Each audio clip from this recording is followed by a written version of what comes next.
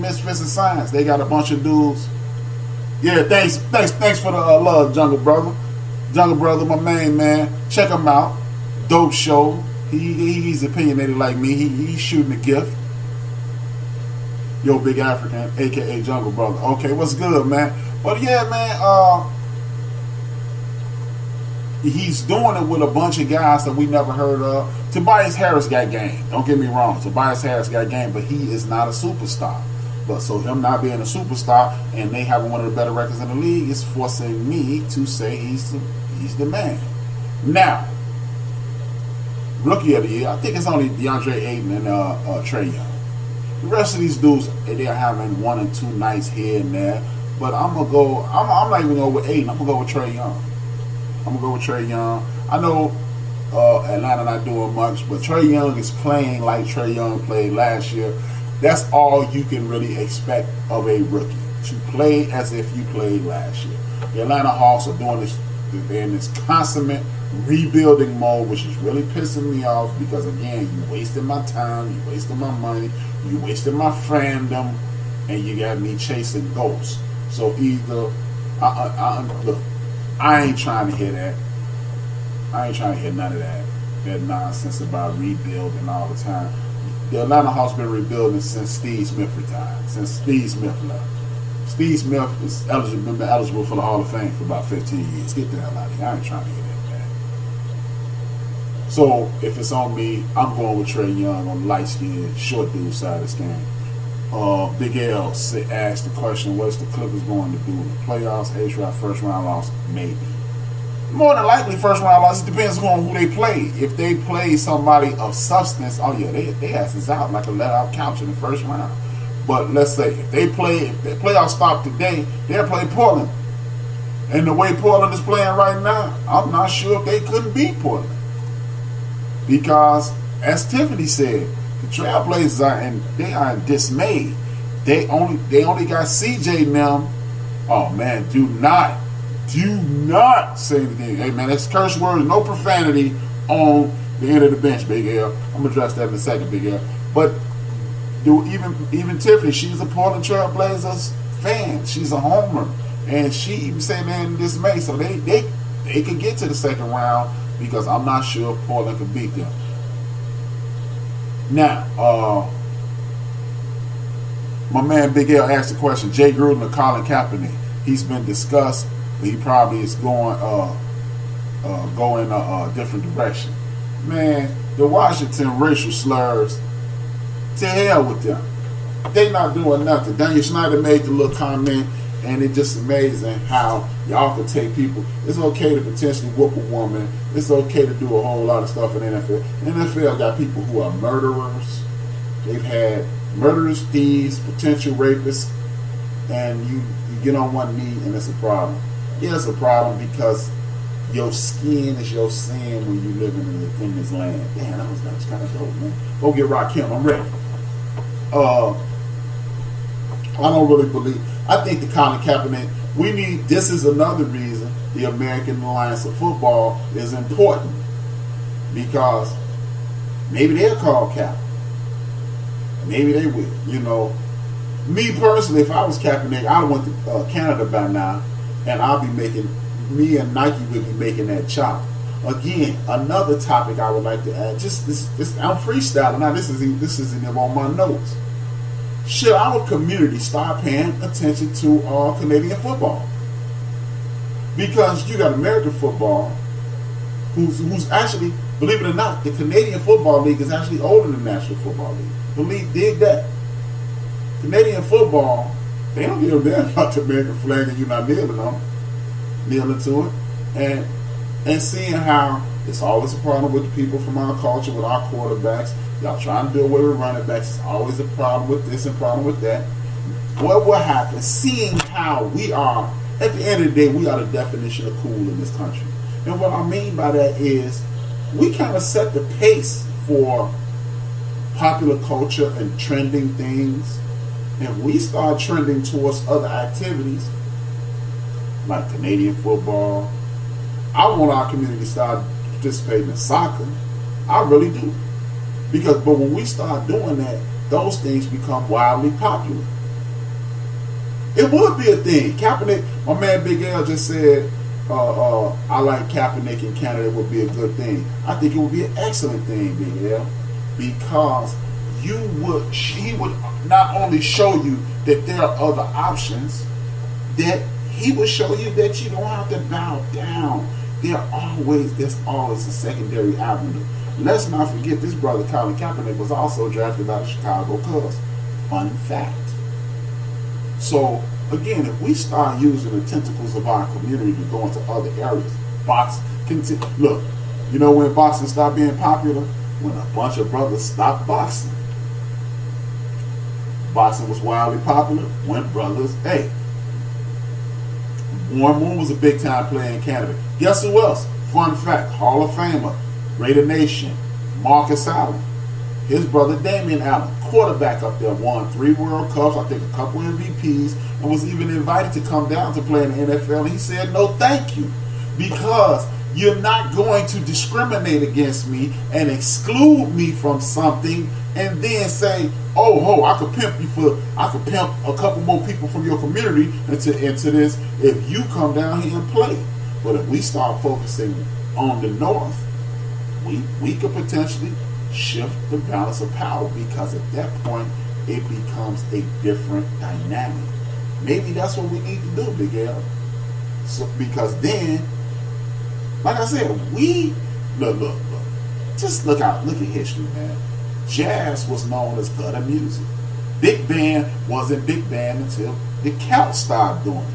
Jazz was gutter music.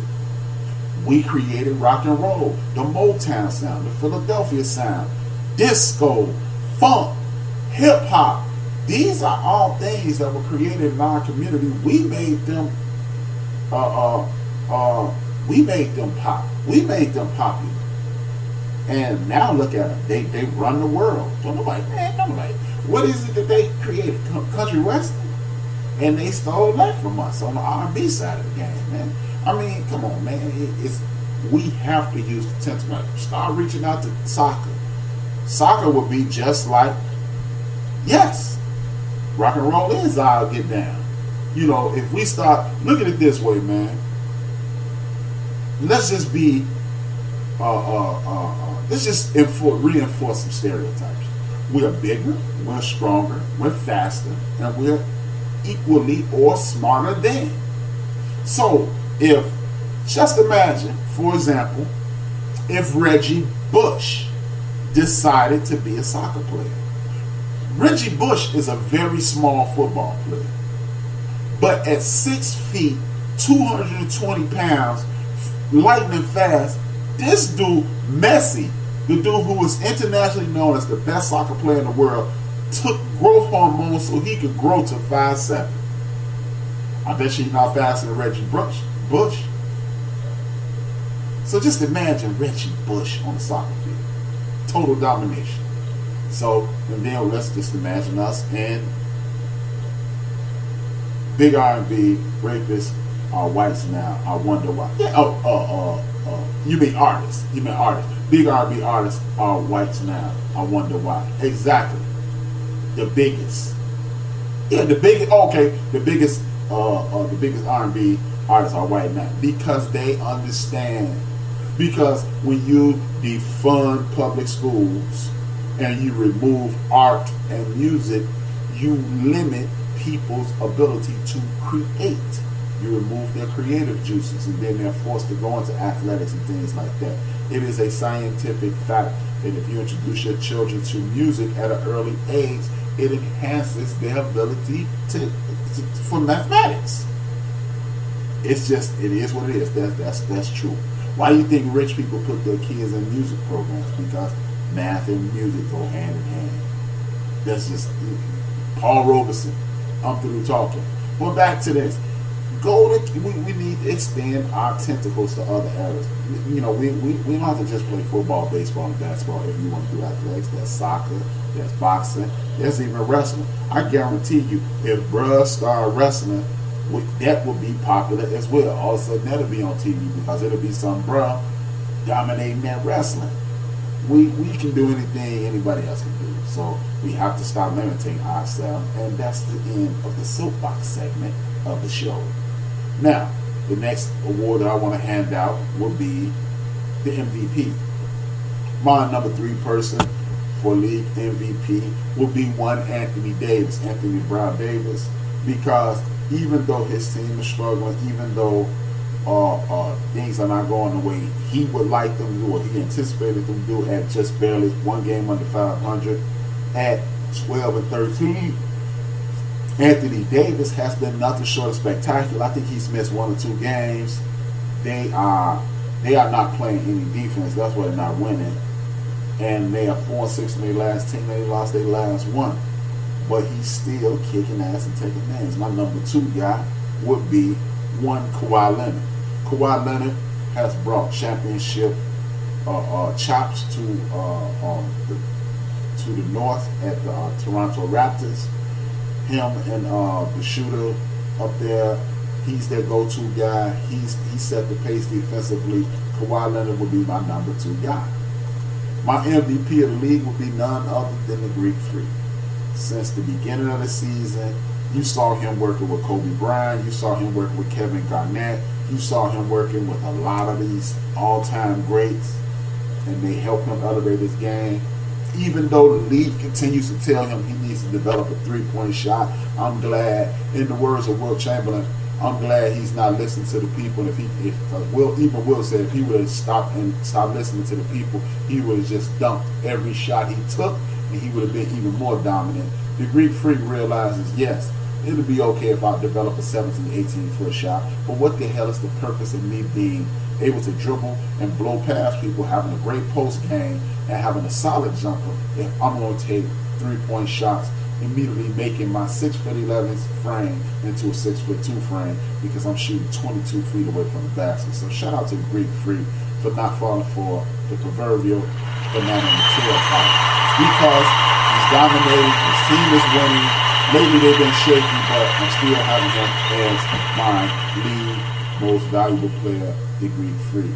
That ends my basketball for the day. I'm going to go right into the National Football League. The National Football League has been extremely disappointing this year. And the most disappointing thing is this entire situation with the young brother Kareem Hunt. Kareem Hunt has embarrassed his family. Kareem Hunt has embarrassed a lot of people, but I don't really hold. This is my take on it. Kareem Hunt is, if you listen to the beginning of the show last week, you heard me go on a rant about mental health issues. And before I get into this Kareem Hunt thing, I want to send a shout out to the Carolina Panthers. The reason I'm sending a shout out to the Carolina Panthers, not because I'm a fan, but the Carolina Panthers have hired a mental health specialist. They are addressing that these young men may or may not be experiencing mental health issues. And I give them mad props for that. People may not understand my angle or may not get my angle in regards to that, and this is my angle.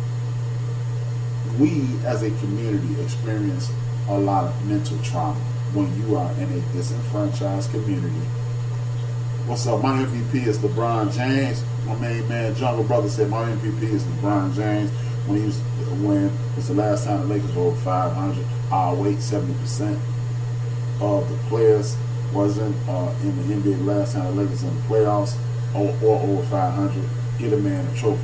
The reason I ain't gonna give it to LeBron James, Jungle, is because LeBron James, in my opinion, one of the greatest players, arguably the greatest player. I put Kareem Abdul-Jabbar as my greatest player ever. Michael Jordan number 2. But the reason I'll give it to LeBron, because I do believe sometimes LeBron James, because of his gigantic IQ and acumen, he doesn't give forth the entire effort that he should. There's no question of LeBron James. I'm not one of these jackasses, Jungle, that be sitting around talking about, well, he lost 3 times and he lost 6 times in the finals. Do you know how fucking hard it is to get to the finals? I'm not holding that against him. I'm just saying sometimes I truly believe LeBron James does enough so people who support him like me and you can say, look at what he did though. But I don't